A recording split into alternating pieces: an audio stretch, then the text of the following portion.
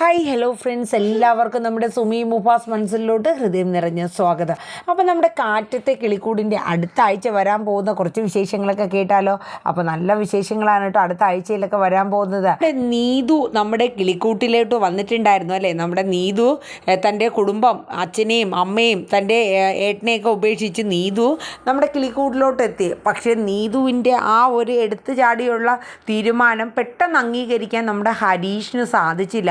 വേറൊന്നും കൊണ്ടല്ല, ഹരീഷ് ആലോചിക്കുന്നുണ്ട്. കാരണം സുഭാഷ് ഏട്ടൻ നിൽക്കേ, ഇപ്പോൾ സുധീഷ് ഏട്ടൻ അങ്ങനത്തെ ഒരു സാഹചര്യത്തിൽ വിവാഹം കഴിക്കേണ്ടി വന്നു എന്നുള്ളത് സത്യം തന്നെയാണ്. പക്ഷേ ഞാനും കൂടെ അങ്ങനെ ഒരു അനിയനായിട്ടിരിക്കെ ഞാനും കൂടെ അങ്ങനെ വിവാഹം കഴിക്കുകയാണെങ്കിൽ അത് ഒരു സുഭാഷ് ഏട്ടനെ സംബന്ധിച്ച് നല്ല ആലോചനകളൊക്കെ വരാനും സുഭാഷ് ഏട്ടൻ്റെ കല്യാണം നടക്കാനും ഒക്കെ അതൊരു കാരണമായി തീരുമെന്ന് ഇങ്ങനെ പറഞ്ഞു കേട്ടോ.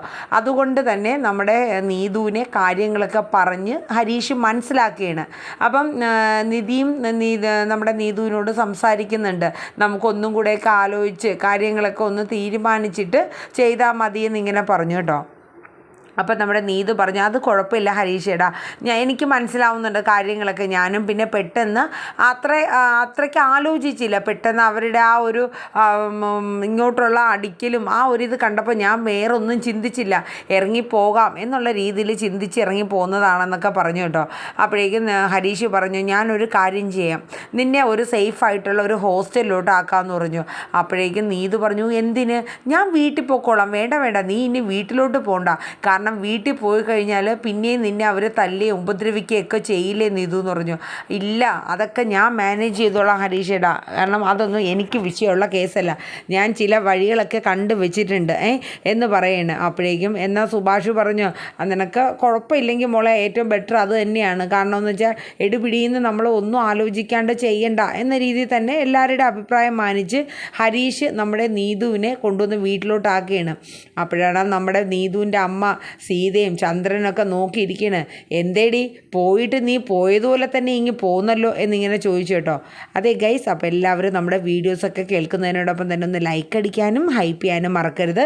നമ്മുടെ അഭിപ്രായങ്ങളൊക്കെ ഒന്ന് കമൻറ്റ് ബോക്സ് രേഖപ്പെടുത്താനും മറക്കരുത്. അപ്പോൾ നമുക്ക് വീണ്ടും തുടരാം നമ്മുടെ കാറ്റത്തെ കിളിക്കൂട് കേട്ടോ. അങ്ങനെ നമ്മുടെ നീതു ഒന്നും മിണ്ടിയില്ല കേട്ടോ, വന്ന് അകത്തോട്ട് കയറുകയാണ്. അപ്പോഴേക്കും അഖിൽ അങ്ങോട്ട് വാ തുറക്കാൻ തുടങ്ങി. അഖിൽ പറഞ്ഞു, അതെ എവളെ ഇനി ഇങ്ങനെ അഴിച്ചു വിടാനായിട്ട് അമ്മ നിൽക്കരുത്, എവളെ ആ മുറിയിലോട്ട് അങ്ങോട്ട് പൂട്ടിയിടുന്ന് പറയും കേട്ടോ. അപ്പോഴേക്കും നീതു ഒന്നും മിണ്ടുന്നില്ല കേട്ടോ. നീതു അങ്ങനെ തന്നെ അനങ്ങാണ്ട് അങ്ങനെ തന്നെ നിൽക്കണം. അപ്പോഴേക്കും നമ്മുടെ നീതുവിൻ്റെ അമ്മ, ശരിയാ നീ പറഞ്ഞത് ശരിയാ, എവളെ അഴിച്ചു വിടൽ അവളെ അങ്ങ് നിർത്താം, എവളെ കൊണ്ടുവന്ന് മുറി പൂട്ടിയിടാമെന്നും പറഞ്ഞ് നീതുവിൻ്റെ അമ്മ കൊണ്ടുവന്ന് ആ മുറിയിലോട്ട് അങ്ങ് തള്ളിയിടേനെ കേട്ടോ. എന്നിട്ട് അവരെല്ലാവരും കൂടെ ചർച്ച ചെയ്യണം. കണ്ടില്ലേ, അവൾ പോയിട്ട് തിരിച്ചു വന്നു, അവന് വേണ്ടെന്നും പറഞ്ഞ് കൊണ്ടുവന്നാക്കി, ഇത്രയേ ഉള്ളൂ, അവൾക്ക് പറഞ്ഞാൽ മനസ്സിലാവൂല, അങ്ങനത്തെ ഒരു കുടുംബം അങ്ങനത്തെ ആൾക്കാരും ആണെന്ന് എത്ര പറഞ്ഞാലും അവൾക്ക് മനസ്സിലാവില്ല എന്നൊക്കെ പറഞ്ഞ് നീതുവിൻ്റെ കുടുംബം നീതുവിനെ കുറ്റപ്പെടുത്തിക്കൊണ്ടിരിക്കുകയാണ് കേട്ടോ. ഈ സമയത്ത് നമ്മുടെ നീതു അകത്തിരുന്നിങ്ങനെ സമാധാനപ്പെടുകയാണ്. എന്തായാലും കയറി പറ്റാൻ പറ്റിയല്ലോ, ഇനിയിപ്പോൾ ബാക്കി കാര്യങ്ങളൊക്കെ വരുന്നിടത്ത് വെച്ച് കാണാം. കാരണം വേറൊന്നുമല്ല, നീതുവിനൊരു സന്തോഷവും മനോധൈര്യം കിട്ടിയത് ഹരീഷ് നീതുവിനെ കൊണ്ട് വീട്ടിലോട്ട് ആക്കുന്നതിന് മുന്നേ ആയിട്ട് തന്നെ ഒരു മൊബൈൽ ഫോണൊക്കെ മേടിച്ച് കൊടുത്ത് സെറ്റാക്കിയിട്ടുണ്ടായിരുന്നു. അപ്പോൾ ഇനി ഹരീഷിനെ വിളിക്കാനും മറ്റുമൊന്നും ഒരു ബുദ്ധിമുട്ടില്ലല്ലോ, അങ്ങനെ ഇരിക്കുകയായിരുന്നു കേട്ടോ. അങ്ങനെ അത് കഴിഞ്ഞിട്ട് നീതു പതുക്കെ അവർ റൂമിലോട്ട് കൊണ്ട് നീതുവിനെ ആക്കി പൂട്ടിക്കൊണ്ട് പോയല്ലോ. ആ സമയത്ത് നീതു പതുക്കെ ഫോൺ എടുക്കുകയാണ്. ഫോൺ എടുത്തിട്ട് ഹരീഷിനെ വിളിക്കുകയാണ്. ഹരീഷിനാണെങ്കിൽ വല്ലാത്തൊരു ബുദ്ധിമുട്ടൊക്കെ ആയിരുന്നു. കാരണം പോയിട്ട് എന്തായി, അവർ കയറ്റാണ്ട് വല്ലതും ഇരിക്കുകയാണോ എന്നൊക്കെ ഇങ്ങനെ ആലോചിച്ചിരിക്കുകയാണ്. അപ്പോഴാണ് നീതുവിൻ്റെ കോള് വന്ന് ഹരീഷ് ചാടി എടുക്കുകയാണ് കേട്ടോ. എന്നിട്ട് ചോദിക്കും, നീതു പോയിട്ട് എന്തായി, എന്തെങ്കിലും പ്രശ്നമുണ്ടോ? അപ്പം നീതു പറഞ്ഞു, ഇവിടുത്തെ കാര്യം ഓർത്ത് ഹരീഷ് ഏട്ടൻ വിഷമിക്കണ്ട, ഞാൻ പറഞ്ഞില്ലേ ഞാൻ എല്ലാ കാര്യങ്ങളും മാനേജ് ചെയ്തോളാന്ന്, ഇവിടെ ഒരു പ്രശ്നവുമില്ല, എന്നെ റൂമിൽ പൂട്ടിയിട്ടേക്കാ, അതിനുള്ള പണി ഞാൻ ഇപ്പം തന്നെ കൊടുക്കുന്നുണ്ടെന്നും പറഞ്ഞിരിക്കുകയാണ്. അപ്പം ഹരീഷ് പറഞ്ഞ്, ഓക്കെ, എന്തായാലും എന്തെങ്കിലും ബുദ്ധിമുട്ടോ കാര്യങ്ങളോ ഉണ്ടെങ്കിൽ നീ എന്നെ അപ്പം തന്നെ വിളിക്കണമെന്ന് പറയും. ശരി ഹരീഷ് ചേട്ടാന്ന് പറഞ്ഞ് നീതു ഫോൺ വയ്ക്കാൻ കേട്ടോ. അപ്പം നമ്മുടെ നീതുവിൻ്റെ അമ്മയും അച്ഛനും അഖിലൊക്കെ അവിടെ ഇരിക്കുന്ന സമയത്ത് പെട്ടെന്ന് തന്നെ ഒരു പോലീസ് ജീപ്പ് വന്ന് അവിടെ നിൽക്കാൻ കേട്ടോ. അപ്പോൾ വനിതാ പോലീസൊക്കെയാണ് അതിനകത്ത് ഇരിക്കുന്നത്. അപ്പോൾ നീതുവിൻ്റെ അച്ഛൻ പറഞ്ഞു, എന്തോ പണി ഒപ്പിച്ചിട്ടാണ് ഇവിടെ തിരിച്ച് വന്നിക്കണത്, അതാ പോലീസ് വണ്ടിയൊക്കെ വന്നിക്കണത്. അപ്പോൾ നീതുവിൻ്റെ അമ്മയ്ക്കും വല്ലാത്തൊരു ടെൻഷനായിട്ടോ. അപ്പോഴേക്കും അവരങ്ങോട്ട് ഇറങ്ങി ചെന്നു. അപ്പോൾ പോലീസ് വന്നിട്ട് ചോദിച്ചു, ഈ നീതു എന്ന് പറഞ്ഞ പെൺകുട്ടിയുടെ വീട് ഇതാണോ എന്ന് ചോദിച്ചു കേട്ടോ. അപ്പോൾ പറഞ്ഞു, അതെ ഇതാ വീടെന്ന് പറഞ്ഞു. അപ്പോൾ പറഞ്ഞ ഈ ഒരു കംപ്ലൈൻറ്റ് കിട്ടിയിട്ടുണ്ടല്ലോ എന്ന് പറയാം. അപ്പം നീതുവിൻ്റെ അച്ഛൻ ചോദിക്കും, കംപ്ലൈൻറ്റോ?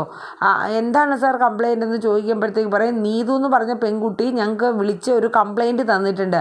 ആ കുട്ടിയെ ഇവിടെ വീട്ടിൽ പൂട്ടിയിട്ടൊക്കെയാണെന്നും ഭക്ഷണമൊന്നും കൊടുക്കുന്നില്ല, മാതാപിതാക്കൾ തല്ലുകയാണെന്നൊക്കെ പറഞ്ഞിട്ടുള്ളൊരു കംപ്ലൈൻറ്റ്. ഇത് കേട്ടപ്പോൾ നീതുവിൻ്റെ അച്ഛനും അമ്മയും അഖിലൊക്കെ അങ്ങ് ഷോക്കായി പോവാണ്. കാരണം അവരൊരിക്കലും അത് പ്രതീക്ഷിച്ചില്ല. പെട്ടെന്ന് നീതു അങ്ങനെ ചെയ്യുമെന്നുള്ള ഒരു ഇത് വരുന്നില്ലല്ലോ, അങ്ങനെ ഒരു കൺസെപ്റ്റ് അവരുടെ ഉള്ളിൽ വരുന്നില്ല. അവർ പറഞ്ഞു, സാറേ അങ്ങനെയൊന്നും അല്ല, ഞങ്ങളങ്ങനെ റൂമിലൊന്നും പൂട്ടിയിട്ടില്ല, എവിടെ നീതുവിനെ വിളിക്കാൻ പറയാം. അങ്ങനെ നീതുവിൻ്റെ അമ്മ ഓടി ചെന്ന് കതവൊക്കെ പൂട്ട് തുറന്ന് നീതുവിനെ കൊണ്ടുവരികയാണ്. എന്നിട്ട് നീതുവിനോട് ചോദിക്കും, എന്താ ഇവിടെ പ്രശ്നമെന്ന് ചോദിക്കുമ്പോൾ നീതു നടന്ന കാര്യങ്ങളൊക്കെ പറയണ. സാറേ ഞാനൊരു പയ്യനെ സ്നേഹിക്കുന്നതിൻ്റെ പേരിൽ ഈ നിൽക്കുന്ന എൻ്റെ ആങ്ങള, അമ്മ, അച്ഛൻ എന്നെ തല്ലിച്ചതച്ച് എനിക്ക് ആഹാരം ഒന്നും തരാണ്ട് എന്നെ വീട്ടിൽ നിന്ന് വരെ ഇറക്കി വിടണം എന്നുള്ള രീതിയിലൊക്കെ നീതു പറഞ്ഞു കേട്ടോ. ഇത് കേട്ടപ്പോൾ അവർ അമ്പരന്ന് നിൽക്കുകയാണ്. കാരണം വെച്ചാൽ ഈ നീതുവിന് പറയാനുള്ളൊരു ഗഡ്സ് ഒരു പ്രത്യേകത തന്നെയാണ്, അത് എടുത്ത് പറയാനുള്ളൊരു കാര്യം തന്നെയാണ്. അപ്പോൾ വനിതാ പോലീസ് പറഞ്ഞു, അതെ കാര്യം നിങ്ങളുടെ സ്വന്തം മകൾ, നിങ്ങൾ പ്രസവിച്ച മകളൊക്കെ തന്നെയാണ്, അച്ഛനും അമ്മയൊക്കെ തന്നെയാണ്.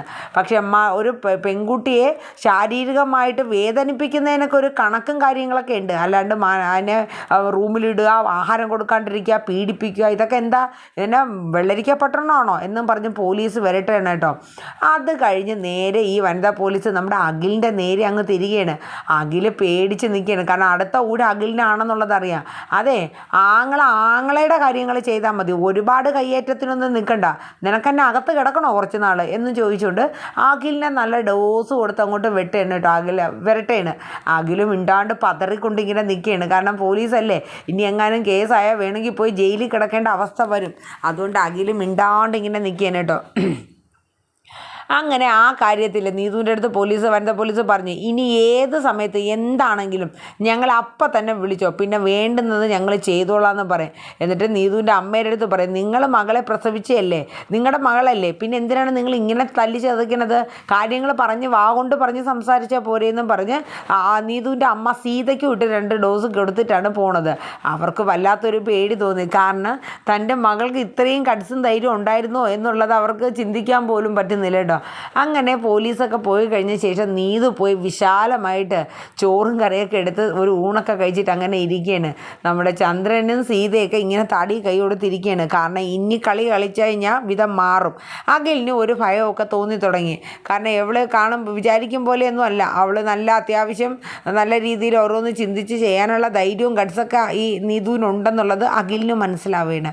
അങ്ങനെ നമ്മുടെ നീതു സമാധാനപ്പെട്ട് നിൽക്കുകയാണ്. എന്നിട്ട് നമ്മുടെ ഹരീഷിനെ വിളിച്ച് പറയുന്നുണ്ട്, അതെ ഇവിടുത്തെ കാര്യങ്ങളൊക്കെ ഇപ്പം ഡബിൾ ഓക്കെ ആയിട്ടുണ്ട്, പോലീസ് വന്നു ഞാൻ വിളിച്ചിട്ട്. അങ്ങനെ അവർ വന്ന് വേണ്ട ഉപദേശങ്ങളും നിർദ്ദേശങ്ങളും അഖിലേട്ടനിട്ട് നല്ല 2 ഡോസും കൊടുത്തിട്ടുണ്ടെന്ന് പറഞ്ഞു. അപ്പോഴേക്കും നമ്മുടെ ഹരീഷ് പറഞ്ഞു, എൻ്റെ നീതു നിന്നെ ഞാൻ സമ്മതിച്ചിരിക്കണു എന്നൊക്കെ ഇങ്ങനെ പറയും കേട്ടോ. അത് കഴിഞ്ഞ് പിന്നീട് കാണിക്കുന്ന നമ്മുടെ നിധിയൊക്കെയാണ് കാണിക്കുന്നത് കേട്ടോ. കാരണം വീട്ടിലെ നമ്മുടെ സുധീഷും ഹരീഷും എല്ലാവരും കൂടെ ഇങ്ങനെ ഇരിക്കുന്ന സമയത്ത് നമ്മുടെ നിധി ഒരു കാര്യം പറയണം. അതായത് നിധിയുടെ ഓഫീസിൽ നിന്നൊരു ജോത്സ്യം വന്നിട്ടുണ്ടായിരുന്നു. അപ്പോൾ അയാൾ വഴി ഒരു കല്യാണാലോചന വന്നിട്ടുണ്ട്. അപ്പോൾ അത് നമുക്ക് നമ്മുടെ സുഭാഷ് ചേട്ടൻ്റെ ജാതകം ഉണ്ടെങ്കിൽ അത് ജാതകം ചേർന്നാൽ മാത്രം മതി. അവർക്ക് വേറെ നല്ലൊരു പയ്യൻ, അത്യാവശ്യം ഒരു ജോലി അറിയാവുന്ന ഒരു പയ്യൻ, അത്ര മാത്രമേ ഉള്ളൂ. പക്ഷേ ജാതകം മസ്റ്റാണ്. അത് നല്ല രീതിയിൽ തന്നെ ജാതകം ചേരുന്നുണ്ടോ എന്നുള്ളതൊക്കെ നോക്കണം എന്നുള്ള രീതിയിലാണ് അവരിയ്ക്കുന്നത്. അപ്പോൾ ആ ഒരു കല്യാണം നമുക്ക് നടക്കുമെങ്കിൽ പെട്ടെന്ന് തന്നെ നടത്താം എന്നുള്ള രീതിയിൽ ഇരിക്കുകയാണ്. അപ്പം നീതി പറഞ്ഞു, അങ്ങനെയാണെങ്കിൽ സുഭാഷ് ചേട്ടൻ്റെ കഴിയുമ്പം തന്നെ നമുക്ക് ഹരീഷിൻ്റെ കാര്യത്തിൽ ഒരു തീരുമാനം ഉണ്ടാക്കാമല്ലോ എന്നിങ്ങനെ പറഞ്ഞു കേട്ടോ. അപ്പോൾ ഹരീഷിനും ഒരു സന്തോഷമാവുകയാണ്. പക്ഷേ സുഭാഷിനോട് അവരിതൊന്നും പറയാനൊന്നും നിന്നില്ല. അതിനുശേഷം അവർ നേരെ നമ്മുടെ നിധി ചെന്നിട്ട് ഭാസ്കറിൻ്റെ അടുത്ത് ചെന്നിട്ട് സുധീഷും നിധിയൊക്കെ ചെന്നിട്ട് സുഭാഷ് ചേട്ടൻ്റെ ജനന സമയവും തീയതിയൊക്കെ ചോദിക്കുന്നു. ഭാസ്കരൻ പറഞ്ഞു, അവന് 10-30 കൊല്ലം മുന്നേ അല്ലേ ഉണ്ടായത്, എനിക്ക് അങ്ങനെ കൃത്യമായിട്ട് ചോദിച്ചാലൊന്നും എനിക്കറിയില്ല എന്ന് പറഞ്ഞു. അപ്പോഴേ അപ്പോഴേക്കും നിധി പറഞ്ഞു, ആ ബെസ്റ്റ്, നന്നായി.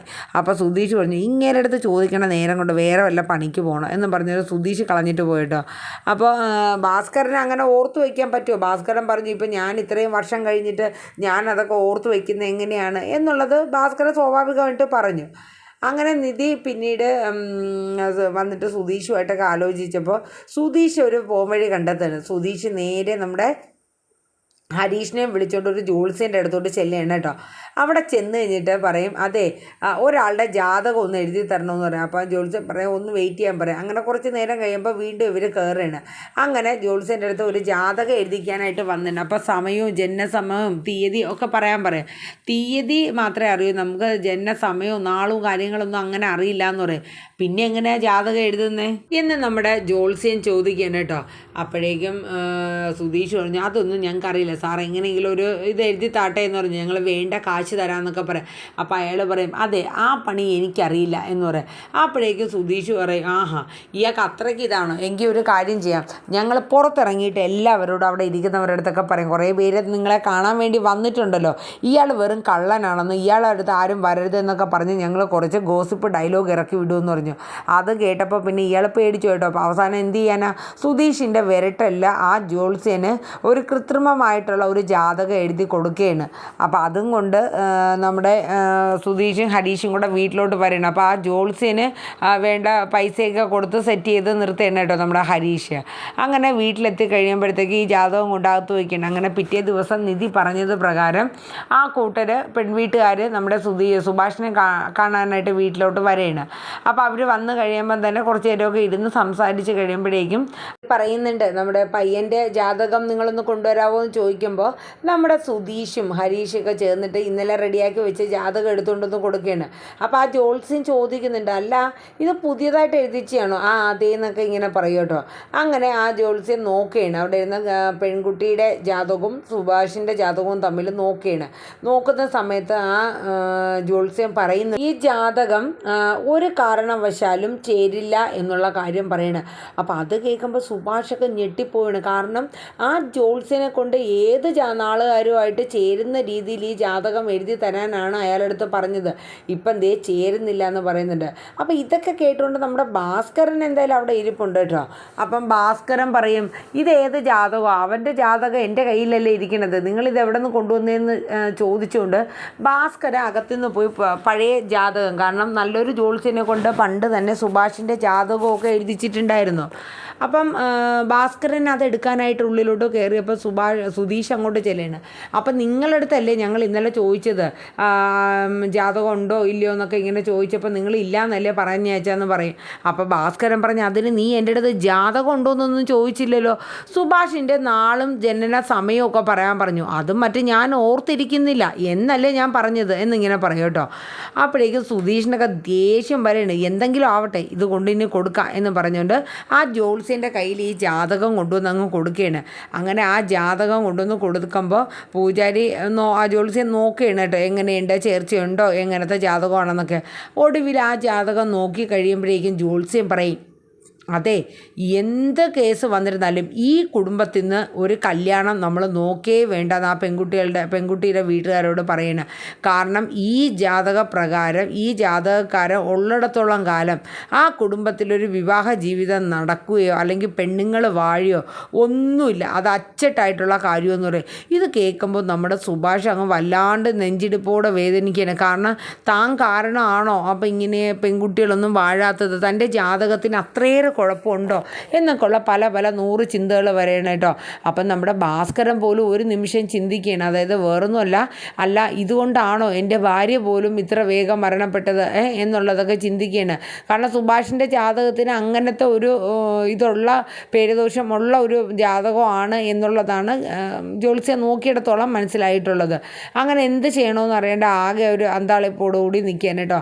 അപ്പം നമ്മുടെ സുഭാഷിൻ്റെ ആ ഒരു കല്യാണം അങ്ങ് മുടങ്ങി മുടങ്ങിപ്പോവേനോ ആ ഒരു വന്ന കേസ്. കാരണം ജാതകം ചേരാണ്ട് പറ്റില്ലല്ലോ, അവർക്ക് വേറെ ഒരു ഡിമാൻഡും ഇല്ല. പെൺകുട്ടിയുടെയും പയ്യൻ്റെയും ജാതകങ്ങൾ തമ്മിൽ ചേരണം എന്നത് മാത്രമേ ഉള്ളൂ. അപ്പോൾ അങ്ങനെ ആ ഒരു കല്യാണ കേസൊക്കെ അങ്ങ് മുടങ്ങിപ്പോകുന്ന സീനൊക്കെയാണ് അടുത്ത ആഴ്ചയിൽ. അപ്പോൾ ഇതിൻ്റെ ഇടയിൽ കുറേ സംഭവങ്ങളും കൂടെ കോർത്തിണക്കിക്കൊണ്ടുള്ള എപ്പിസോഡുകളാണ് വരുന്നത്. ഞാനിതിപ്പോൾ ജസ്റ്റ് നിങ്ങളുടെ അടുത്ത് ഒരു ഇൻട്രോ പോലെ പറഞ്ഞു എന്ന് മാത്രമേ ഉള്ളൂ. അപ്പോൾ നമ്മുടെ വീഡിയോസൊക്കെ നിൻ്റെ മുത്തുമണീസ് കേൾക്കുന്നതിനോടൊപ്പം തന്നെ ഒന്ന് ലൈക്ക് അടിക്കാനും ഹൈപ്പ് ചെയ്യാനും മറക്കരുത്. അതോടൊപ്പം നമ്മുടെ ചാനൽ സുമി മുഫാസ് മൺസിൽ എന്ന ഈ ചാനൽ ആദ്യമായിട്ടാണ് കാണുന്നതെങ്കിൽ ഒന്ന് സബ്സ്ക്രൈബ് ചെയ്തൂടെ വെക്കുക. അപ്പോൾ നമുക്ക് 2 ചാനലുണ്ട് സുമി മുഫാസ് മൺസിൽ. അതിൽ കാറ്റത്തെ കിളിക്കൂടും ഇവർ വിവാഹിതരായാൽ എന്ന പരമ്പരയാണ് ഇടുന്നത്. ഇനിയിപ്പോൾ നമ്മുടെ മറ്റൊരു ചാനലാണ് സുമി മുഫാസ് സീൻ ഷോട്ട്. നമ്മുടെ സുമി മുഫാസ് ടേസ്റ്റി കിച്ചൻ എന്നുള്ളത് മാറ്റി സുമി മുഫാസ് സീൻ ഷോട്ട്സ് എന്ന പേര് ഇന്ന് തൊട്ട് ഞങ്ങൾ ആക്കിയിരിക്കുകയാണ്. അപ്പോൾ നിങ്ങളുടെ എല്ലാവരുടെയും നല്ലൊരു സപ്പോർട്ട് പ്രതീക്ഷിച്ചു കൊള്ളുന്നു. അപ്പോൾ ആ ചാനലിൽ നമ്മൾ മടതൂരും മുമ്പേയും സാന്ത്വനം 2 ആണ് ഇടുന്നത്. അപ്പോൾ എല്ലാവരുടെയും നല്ലൊരു സപ്പോർട്ട് പ്രതീക്ഷിച്ചുകൊണ്ട് ഞാൻ നിർത്തുന്നു. Tata bye bye, take care, thank you.